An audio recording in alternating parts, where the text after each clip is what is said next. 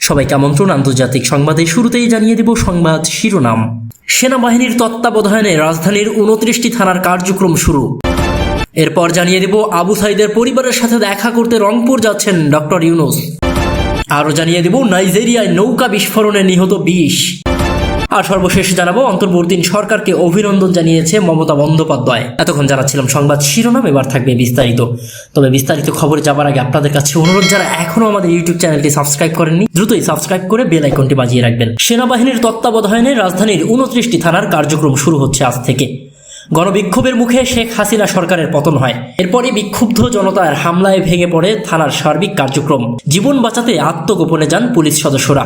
আজ শুক্রবার থেকে সেনাবাহিনীর সহায়তায় স্বল্প পরিসরে থানার কার্যক্রম শুরু করছে পুলিশ। শুক্রবার 9 আগস্ট সকাল থেকে রাজধানীর প্রায় 29টি থানায় কার্যক্রম শুরু করেন পুলিশ সদস্যরা। প্রতিটি থানায় পুলিশ সদস্যদের সহায়তায় থাকছে সেনা সদস্যরা। শুক্রবার বেলা 11টায় তেজগাঁও থানায় এক সংবাদ সম্মেলনে এসব তথ্য জানান সেনাবাহিনী ও পুলিশের কর্মকর্তারা।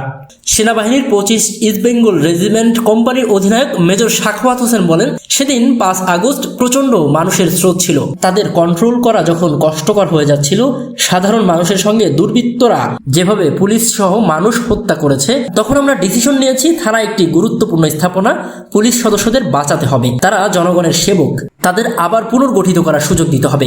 মেজর সাখাওয়াত বলেন, এছাড়াও তেজগাঁও থানায় কয়েক শত পরিবার আছে, পুলিশ সদস্যরাও আছেন। থানায় অনেক অস্ত্র আছে, যেগুলো দুর্বৃত্তদের কাছে গেলে দেশ চরম ঝুঁকির মধ্যে পড়বে। তখন আমরা থানা নিরাপত্তায় জোরদারের ব্যবস্থা করেছি। এছাড়া আমরা এই এলাকায় ছাত্র, শিক্ষক, ব্যবসায়ী, স্কাউট, বিএনসিসি ও আনসার বাহিনী সহ গুরুত্বপূর্ণ ব্যক্তিদের সঙ্গে সমন্বয়ে সভা করেছি। পুলিশ বাহিনীকে পুনর্গঠিত করতে তারা আমাদের আশ্বস্ত করেছেন। তেজগাঁও থানার উপ পুলিশ কমিশনার HM আজিমুল হক বলেন, সামরিক বাহিনীর সদস্যরা যেভাবে আমাদের পুলিশ সদস্যদের বাঁচাতে এগিয়ে এসেছেন, মানুষের জানমাল রক্ষায় গুরুত্বপূর্ণ ভূমিকা রেখেছেন, তাদের প্রতি আমরা কৃতজ্ঞ। আজকে আমরা সামরিক বাহিনীর সহায়তায় পুলিশের সব কার্যক্রম শুরু করেছি। সব নাগরিকদের কাছে অনুরোধ, আপনারা থানায় আসুন, আপনাদের সেবা দিতে আমরা প্রস্তুত। এদিকে আবু সাঈদের পরিবারের সাথে দেখা করতে রংপুর যাচ্ছেন ডক্টর মোহাম্মদ ইউনূস। শহীদ আবু সাঈদের পরিবারের সাথে দেখা করতে যাচ্ছেন অন্তর্বর্তীন সরকারের প্রধান উপদেষ্টা এবং নোবেলজয়ী ডক্টর মোহাম্মদ ইউনূস।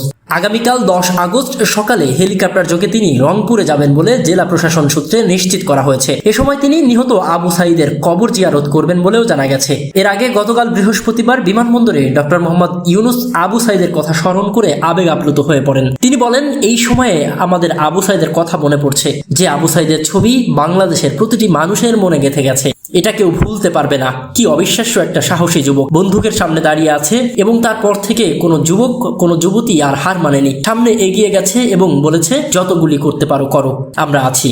উল্লেখ্য যে বৈষম্য বিরোধী কোটা সংস্কার আন্দোলনে বেগম রোকেয়া বিশ্ববিদ্যালয়ের অন্যতম সমন্বয়ক ছিলেন আবু সাঈদ। গত 16 জুলাই বিশ্ববিদ্যালয়ের সংলগ্ন পার্ক মোড়ে পুলিশ, ছাত্রলীগ ও যুবলীগের সঙ্গে শিক্ষার্থীদের সংঘর্ষ হয়। এক পর্যায়ে পুলিশের গুলিতে নিহত হন আবু সাঈদ।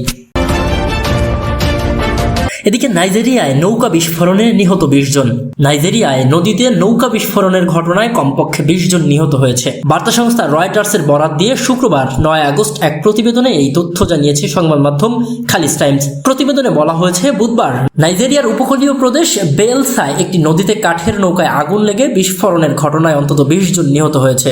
নৌকাটিতে করে ব্যবসায়ীরা উপকূলীয় এলাকাগুলোতে পণ্য নিয়ে যাচ্ছিল বলেও জানিয়েছে বায়েলসা পুলিশের মুখপাত্র মুসা মোহাম্মদ। নাইজেরিয়ায় নৌকা দুর্ঘটনা স্বাভাবিক বিষয়ে পরিণত হয়েছে। গত বছরও নাইজেরিয়ায় নৌকা দুর্ঘটনায় অন্তত 200 জনের মৃত্যুর খবর পাওয়া গেছে। ধারণ ক্ষমতার চেয়ে অতিরিক্ত যাত্রীবাহী এবং দুর্বল রক্ষণাবেক্ষণ পদ্ধতি এসব দুর্ঘটনার জন্য দায়ী বলে মনে করছে নাইজেরিয়ার কর্তৃপক্ষ। এদিকে অন্তর্বর্তীন সরকারকে অভিনন্দন জানিয়েছেন মমতা বন্দ্যোপাধ্যায়। নোবেলজয়ী ডক্টর মোহাম্মদ ইউনূস বাংলাদেশের অন্তর্বর্তীন সরকারের দায়িত্ব নেওয়ার জন্য অভিনন্দন জানিয়েছেন পশ্চিমবঙ্গের মুখ্যমন্ত্রী মমতা বন্দ্যোপাধ্যায়। আজ শুক্রবার 9 আগস্ট তার অফিসিয়াল ভেরিফাইড পেজে এই বার্তা প্রকাশ করেন তিনি। এক প্রতিবেদনে টেলিগ্রাফ ইন্ডিয়া এই তথ্য জানায়। পোস্টে তিনি লিখেছেন, অধ্যাপক মোহাম্মদ ইউনূস সহ বাংলাদেশে যারা কার্যভার গ্রহণ করেছেন তাদের প্রতি আমার আন্তরিক অভিনন্দন ও সম্পর্ক আরো উন্নতি হবে সেই আশাও করি। পোস্টে আরো বলা হয়, বাংলাদেশের উন্নতি, শান্তি, প্রগতি, সর্বস্তরের মানুষের আরো ভালো হোক এই কামনাই করি। বাংলাদেশের ছাত্র, যুবক, শ্রমিক, কৃষক, নারী থেকে শুরু করে সকলের প্রতি আমার অনেক অনেক শুভেচ্ছা রইল।